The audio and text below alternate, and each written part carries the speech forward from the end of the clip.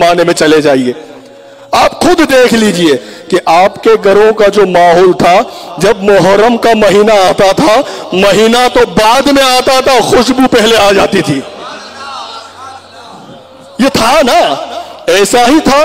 मुहर्रम आ रहा है, मुहर्रम आ रहा है, सबीले सज रही है, सबीले बन रही है, और लोग मुहर्रम की याद में अपने घरों में इमाम हुसैन के जिक्र को शुरू कर देते हैं। मोहल्लों में मजलिसें हुआ करती थी, 10 रोजा मजालिस होती थी, जिसमें जिक्र हुसैन होता था, जिक्र करबला होता था।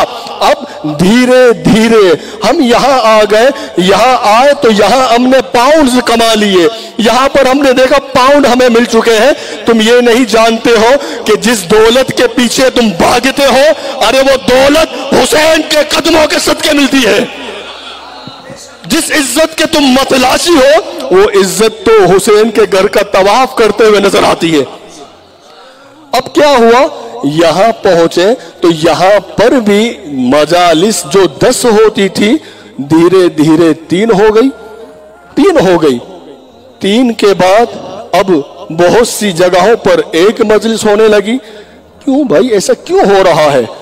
कहा कि अब जो है ना, ये जिक्र कम किया जाए, जिक्र कम किया जाए। हमने कहा सुनो, तुम्हारी ये एक दिन की मजलिस की भी हुसैन को जरूरत नहीं है। ये एक दिन की मजलिस करके हुसैन के खुशामद मत बनो। हुसैन को तुम्हारी खुशामदी की जरूरत नहीं है। हुसैन का जिक्र अगर तुम ना भी करो, हुसैन तब भी हुसैन है,